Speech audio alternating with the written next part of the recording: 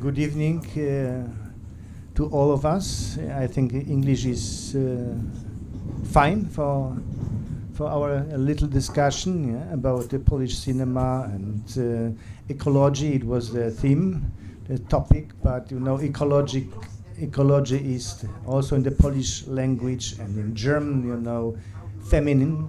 And I am happy that with us is Alexandra Novak. Critic, feminist activist,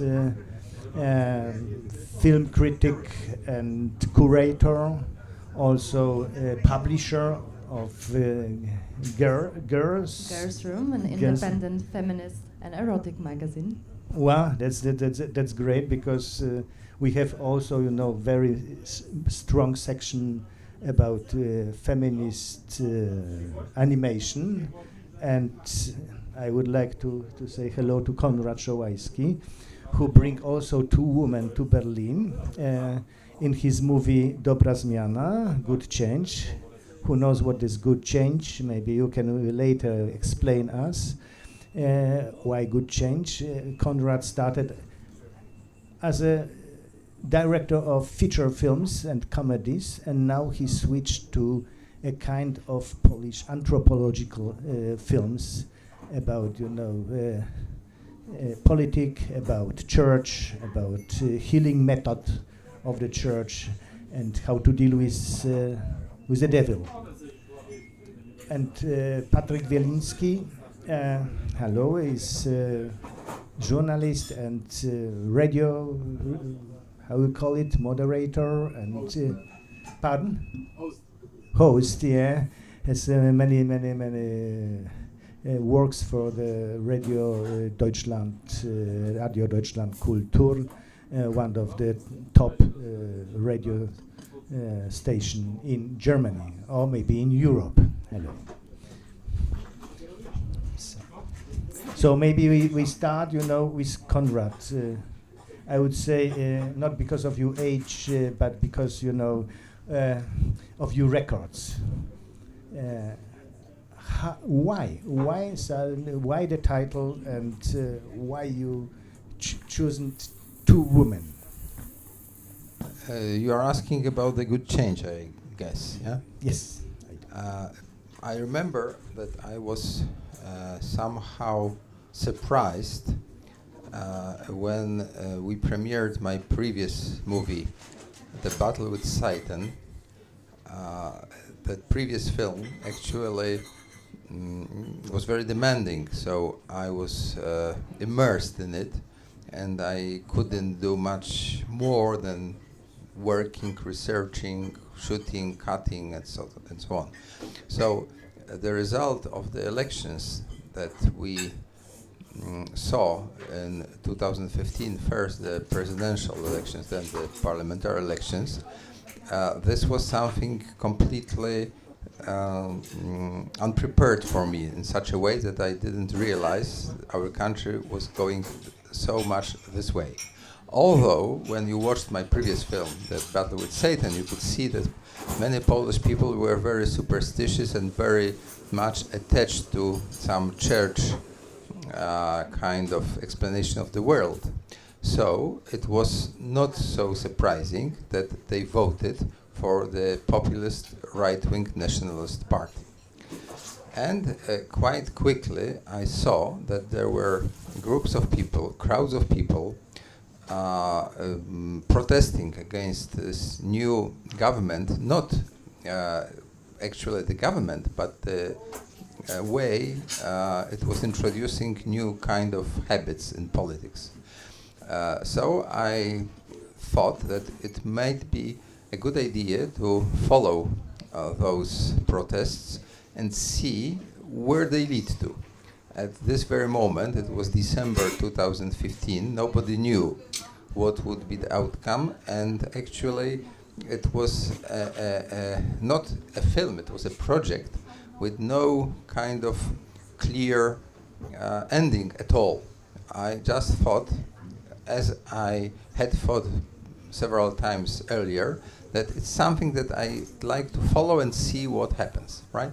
So we started covering those big protests in Warsaw, hundreds, thousands of people marching, and I was curious who was behind it, who was organizing it, whether it was some kind of grassroots movement or a kind of organized protest by politicians.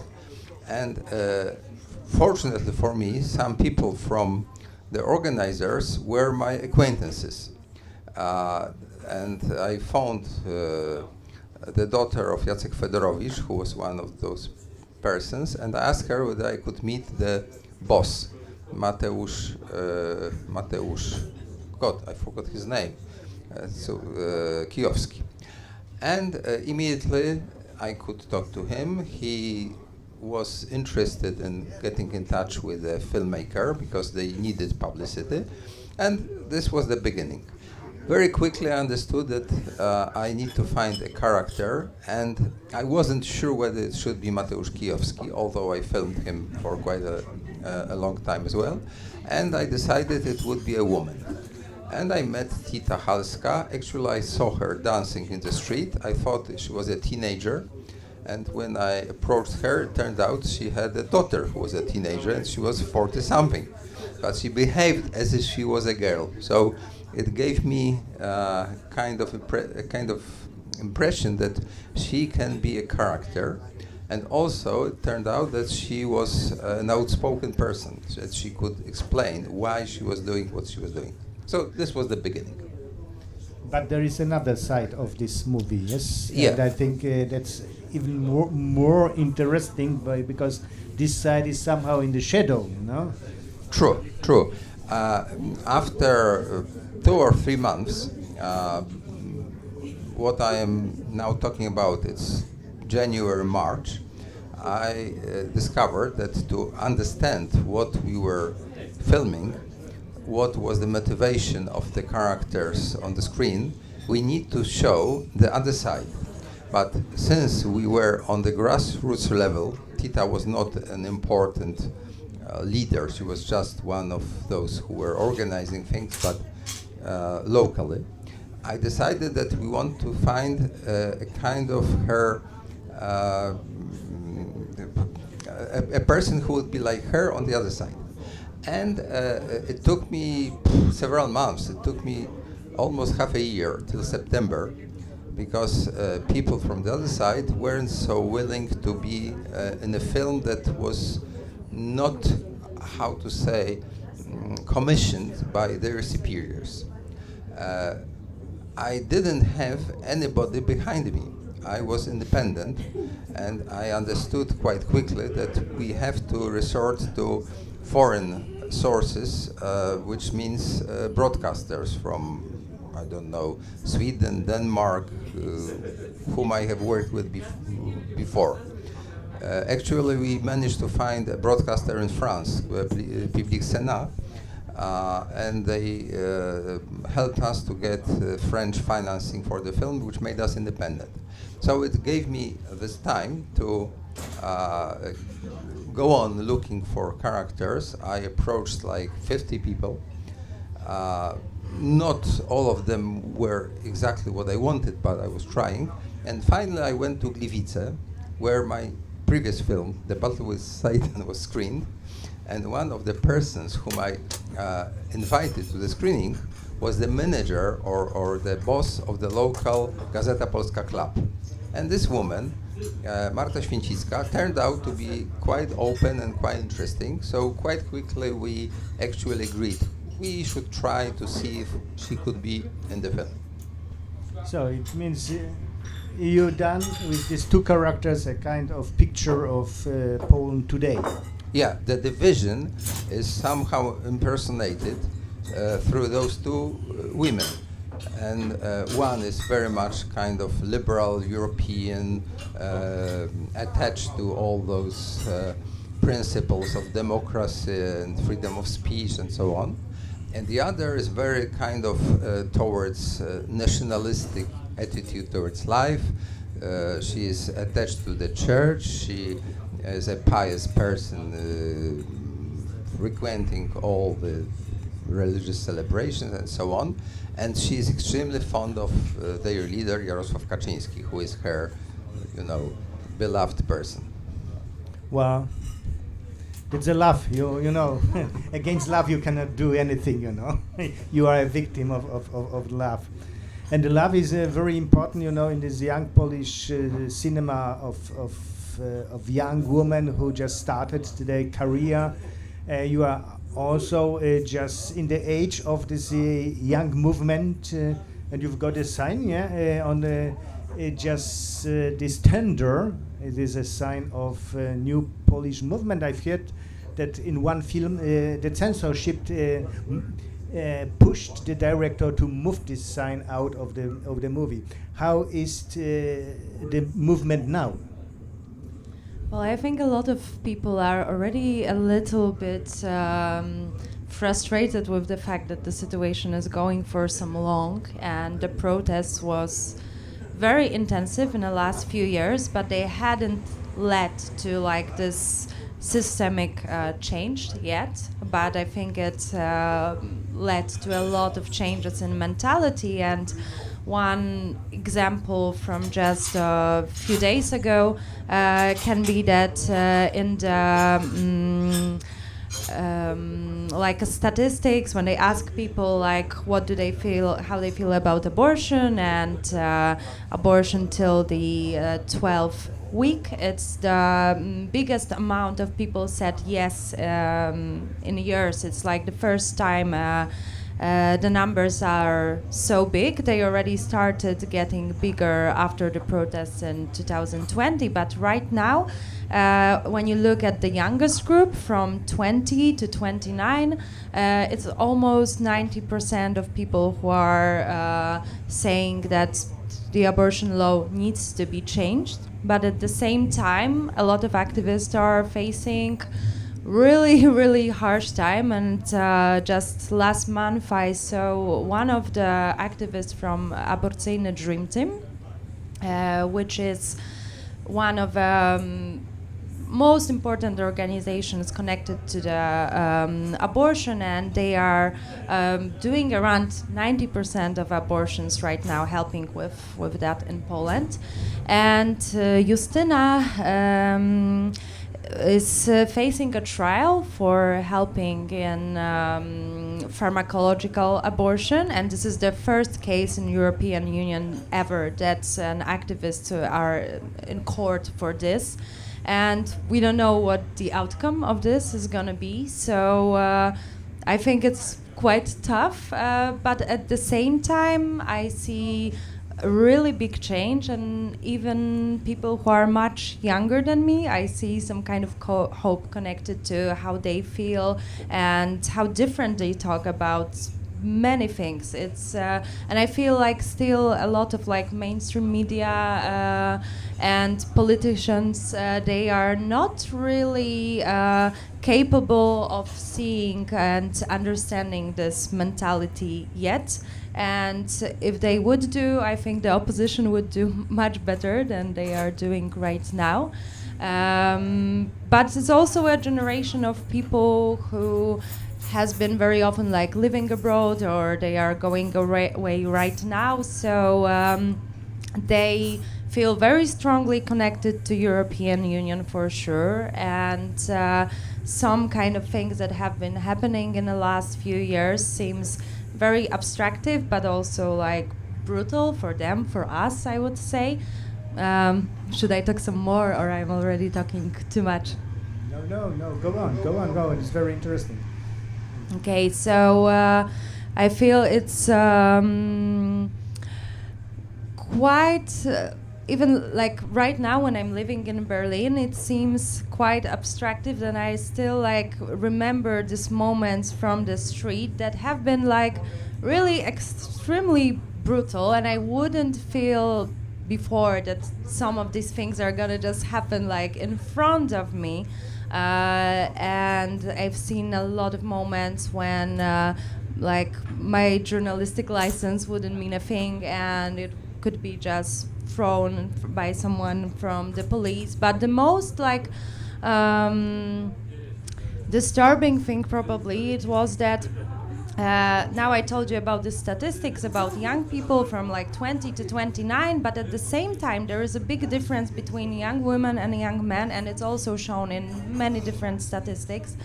And even in few protests in the last few years, I have seen guys like 15 or 16 years old, sometimes like much smaller than me, but they would be like running after us with some weapons and screaming things that have like that reminds us of like worst fascist things to scream. So I think it's quite complicated, that even for like the youngest generation, of course, I would say a lot of people are very, very progressive, but this is also sometimes kind of my bubble, I think.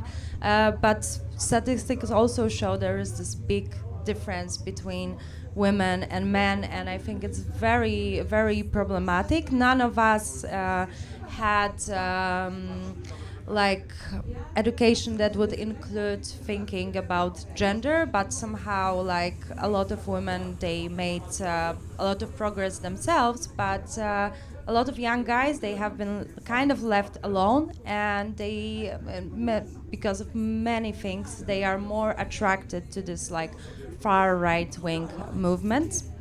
It might seem funny, but it's also kind of terrible. I remember a few years ago when few journalists from France, they came to my editorial office to make a interview with me and some other girls from my office, but they have been also going all around Poland and talking to a lot of people, and they have talked to this very young guys, 15 or 16 years old, who has been very attached to far right-wing movements, and they were saying that sometimes they get attracted to this because the best women are connected to the church, like they are these pure ones, and all of the feminist movement is like these sluts from big cities, and it shows how much it has the connection to gender and to feminist topics. And when like few months ago, I talked to Agnieszka Graf and Elżbieta Kurolczuk, who wrote a book about gender as something in the center of many conflicts that are taking place in Europe. They even analyze like how it's used in Putin's propaganda, and I think we need a lot of focus on this. So I'm really glad that also during the festival you're organizing, there's going to be a lot of movies from women and some talks that might address these feminist issues. The women voices are very, just a second, very, very strong, very important, you know. You see it, the pressure is big, but the young generation of female directors, they answer very open, you know, answer to question of experience with own body, experience with the violence on the streets, experience of political pressure, or like this movie The Frog and Żabka and what was it, the title? Alice and the Frogs. Sorry, you know. It's a charming, very important political, and it opened, you know, the eye for the audience of very important topics. And how does it look from Germany when I ask now Patrick, because he's not insider in Poland, he's outside from Poland, and I think that's very interesting how you see it and how it will be, or it will be discussed in Germany. Yeah, so we basically covered everything, and it's of course very tragic for us. There are some even minor consequences for us because we have a lot of cooperation with Polish radio, with TV stations, and these corporations are basically dead on a professional level. We have friends, of course, but they are not working there anymore.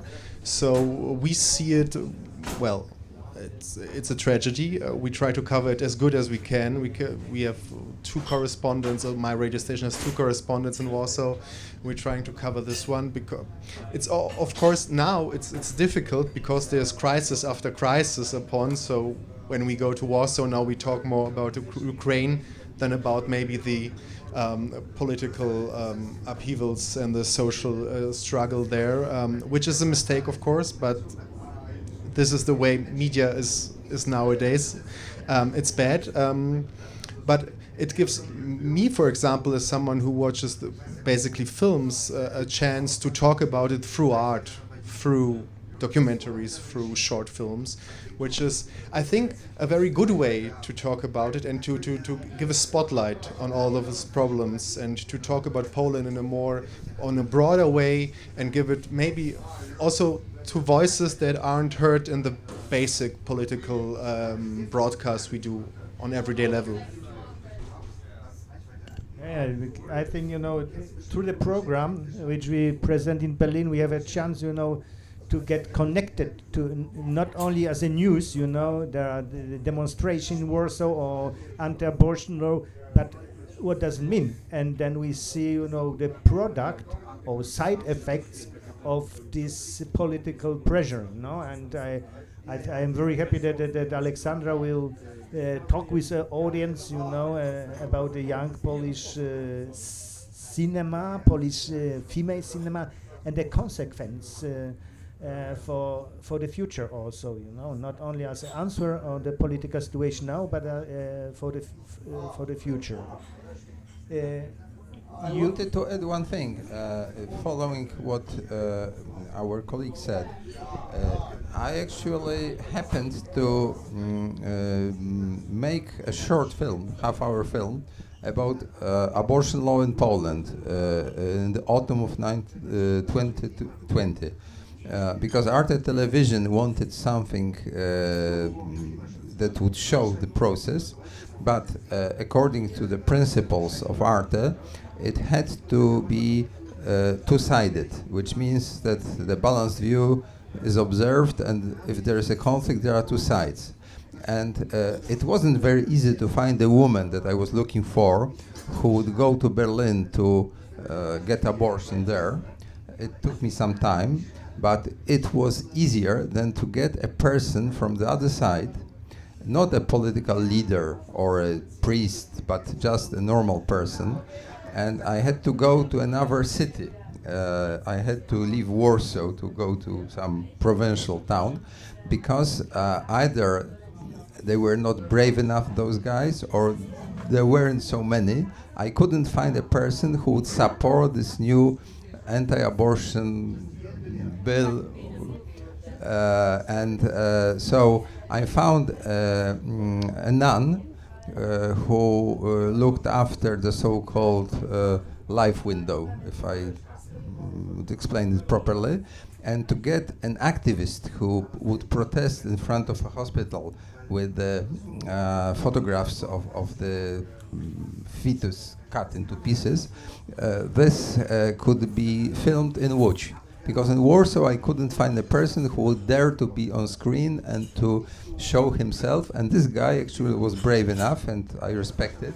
He had 7 or 8 children and he was really for it, but he was one of the few. So my impression was that most of Poles, not only young people, but most of Polish people were against this new law. I feel like I'm probably like closest to the youngest generation, but also I see a lot of changes with people who are much older than me with this. What can I say more? I feel like I already said a lot. But about the movies, maybe. So I feel like the movies that we are going to show in Berlin, all of them are very political in a way, but in a different ways. So, for example, Alice and the Frog, of course, it's mostly connected to this topic of abortion, but I already kind of talked a lot about that, so I don't want to like add more and more and more. But maybe only one thing, that even like the name Alice, it brings Alicja Tysiąc, so a very famous case. I don't know if that was the intention of the movie, yeah, but somehow it resonates with this case. And Alicja Tysiąc just died last year, so it's also pretty fresh. But it's also about the other movies, and I am really in love with the movie Cipka, Pussy, which I already seen years ago, and I made an interview with the director, and also the movie Całość and My Fat Arse. They also, I think they are political in a different way, like showing this right to pleasure, and they are very fresh and very progressive, and you can see like this very different side of Poland, and I'm really glad that they are going to be shown in Berlin too, because of course we have like a very conservative government right now, and still there's a lot of things, stereotypes that are like strongly connected to the religion, that are still very visible. But at the same time, I know so many amazing initiatives that are highly like progressive, and in this last few years there has been like enormous mobilization, and I've seen so many young women taking part of like creating art or activist stuff, and they are sometimes also like very cheerful and filled with pleasure, even though the situation is quite hard. So I'm really glad that the movies that you're going to be showing, they are very diverse, so they can speak about these different aspects of the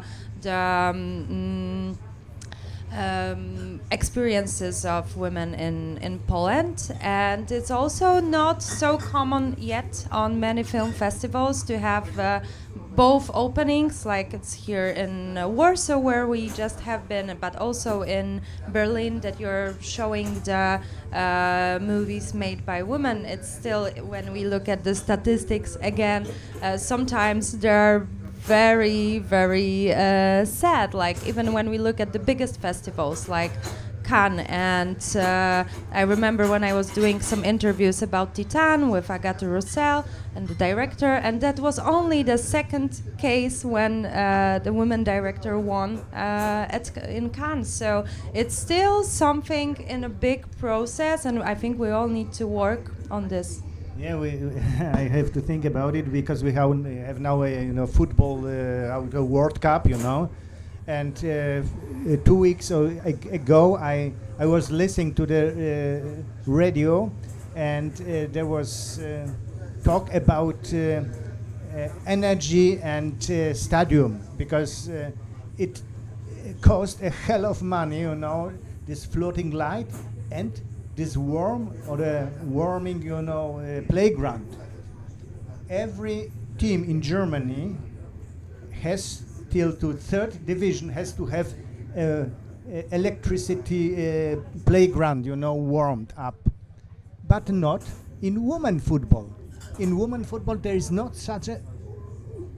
It means, what it means, It's really brutal, But you run also, a YouTube citoyen, a new citoyen Polno.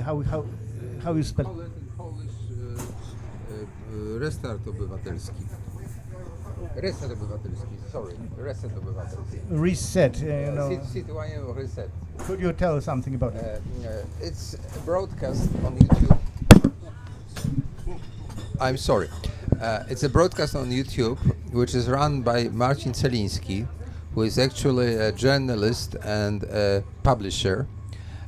He usually publishes political books, investigative journalism. This is his specialty. And he launched a new project which is called Reset Obywatelski, Citizenship Reset or something, Reset, something like that. And he invited several people who are from very different places. There was a philosopher, Jan Hartmann. There were several investigative journalists, but also feminists, also lawyers, also specialists in sexuology, and me, who is a kind of a person who deals with many things. And each of us had a chance to invite guests to interview, but not in a kind of traditional journalistic way. We are not, how to say, well, it depends. Maybe my colleagues do it in other way. But I don't try to, study and prepare myself for this conversation. We are just having a chat on an interesting subject that seems to me controversial. Because I specialize in making taboo films, so I kind of started doing a follow-up, doing this. And I had guests like Agnieszka Holland or Felix Falk, renowned Polish filmmakers, some professors in history and so on, but also just ordinary people who were interesting because they were doing something interesting, including one prostitute who told us about the job. I wanted to learn how it works today and what's the difference between today and before and so on. So it was a kind of experiment, but actually I think I will record the last one when I'm back in Warsaw, and I have to go back to filmmaking because I've got 2 films in front of me and it's very challenging, so I cannot go on doing too many things. So, Alexandra, you left Poland. You live now in Berlin, Germany. Why? Since a year already. I think it's a result of a few different things. I always felt very, very strongly connected to Germany, so it seemed like a kind of a natural choice because part of my family has been living in Germany. I have spent a part of my childhood there. Even though my German is very, very bad and I'm not practicing it very much in Berlin, I speak in English. But also it was strongly connected to the political situation and to the fact that I felt that if I would stay longer and if I would be all of the time involved this much in activist movements in Poland, it might come to a moment when I will feel the burn down, and I don't want to feel that. And I want to stay in a place when I can focus a bit more on writing without sometimes going to street day after the day. And so I think it's a mix of a lot of stuff, but a political situation also has been a huge factor in that decision.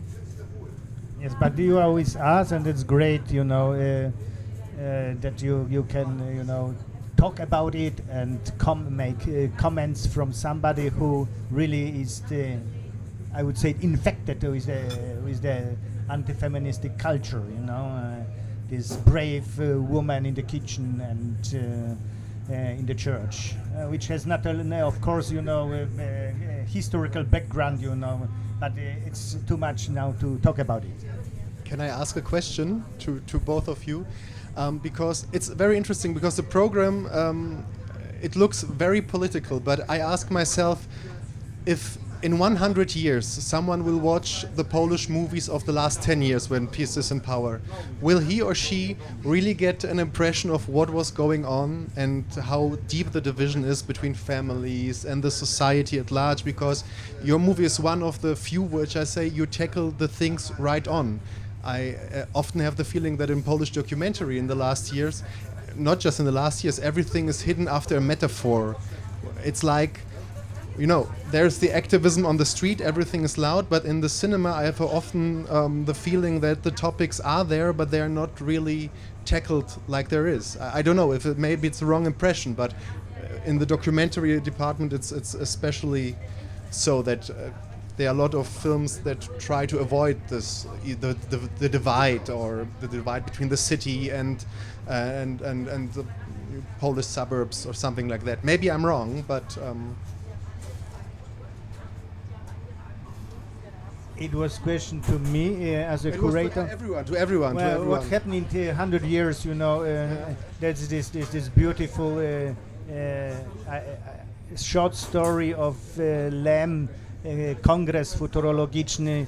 They found, after disaster on the earth and the civilization has gone, and what they found, it was Paris Soir, one page of the newspaper, two telephone books from Naples, and I think we will make a kind in 100 years of archaeological, discovery, because then when you watch the movies, you start to deal with the culture, and you start to read. I am still, very optimistic because that's the reason why I give the movies the voices, because they are sometimes very specific, because the story, unconditioned love.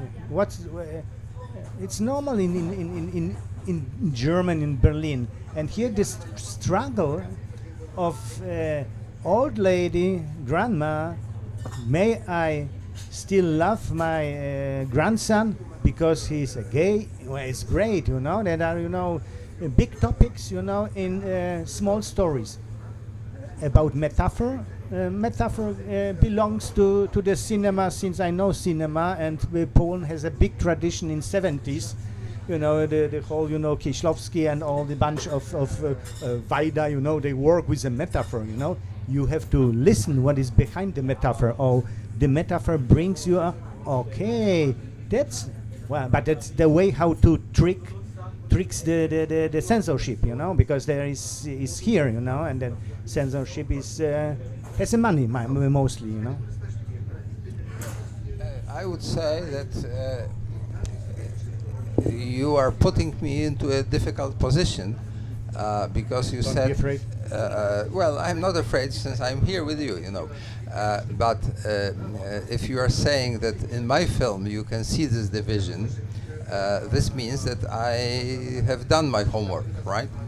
And when I was starting making that film, I was afraid that there would be many people who would be doing the same, who would be the first, who would actually show this phenomenon, and when there is a lot of competition, it's always tricky. And at the end of the day, after a year or two, I discovered that most of my colleagues, some of them actually tried something, they gave up. They gave up because film is connected with money. You cannot make a decent film. There are a few exceptions, obviously, but 99% it's about money. Obviously, the content is important, but you cannot deliver. You cannot go to the moon without having a rocket, right? Although you can write a nice poem about it, but you cannot actually go there, right? So the same goes for a film. And very strangely, I can see that in fiction films and feature films, there are more interesting, how to say, exceptions. Partially because those guys, like we can see in the film Wesele, managed to find their own way of finding money, not only touching difficult subjects, but also somehow organizing the production side of the film, the financing, in such a way that people would invest in it. Unfortunately, the pandemic actually killed cinema, and this wave of somehow independent films may be difficult to be continued, because now everything is in the hands of the commissioning editors from Netflix or other institutions like that. So I am afraid that we can have a problem. Coming back to documentaries, the main source of financing is Polish television and the Polish Film Institute.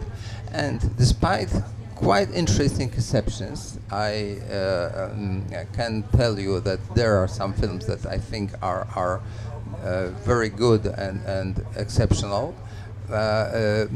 Those guys who control it, they are afraid of accepting projects that may be not so convenient for them because they can lose their jobs.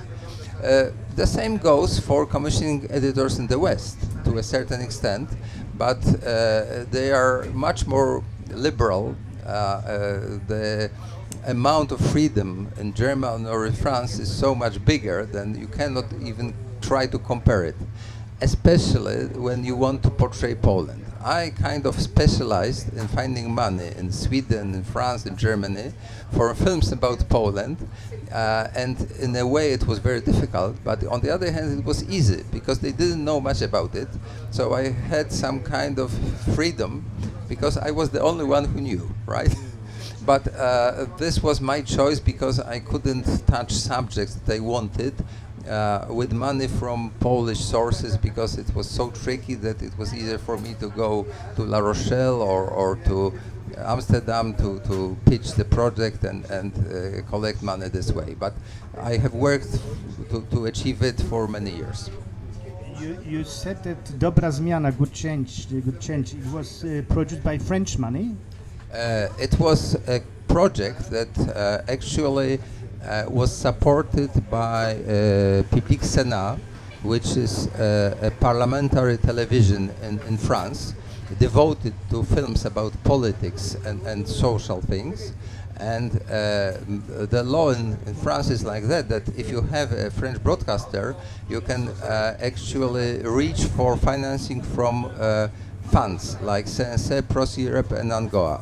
So it was crucial for us that we had this big support from France and then other partners from many other countries like Sweden, Norway, Denmark.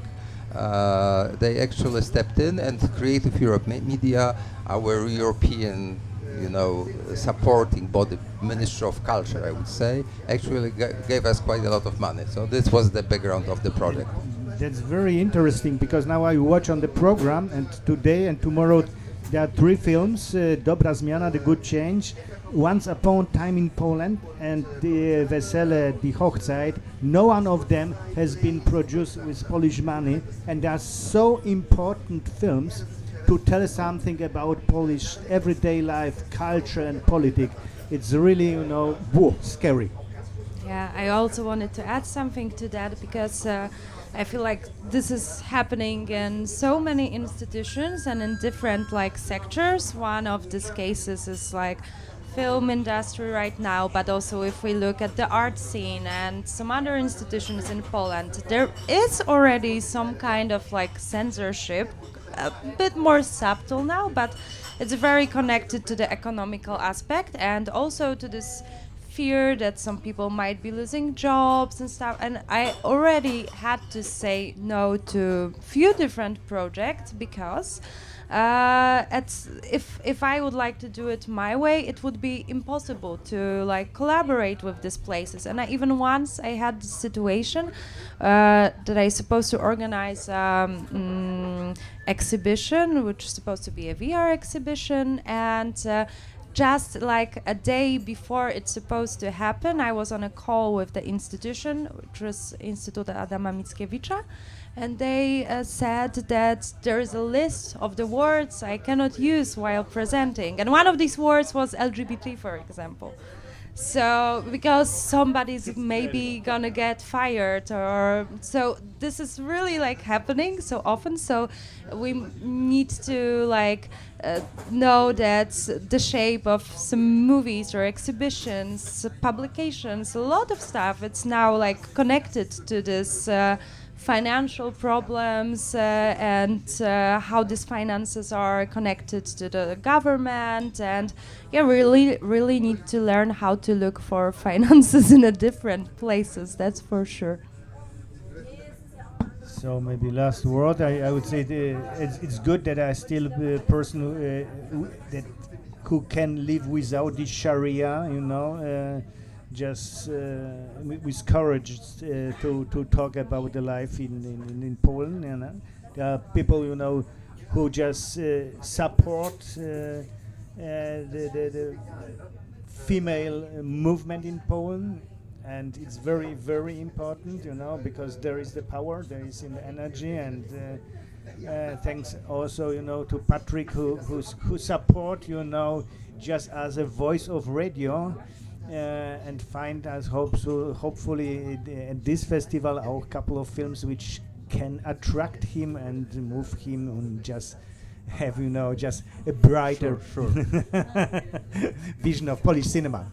I would say any word as last word, Patrick? Is it fine? Go to the cinema. Okay, go to the cinema, do good movies, you know, and promote it. Thank you very much. Thank you. Thank you.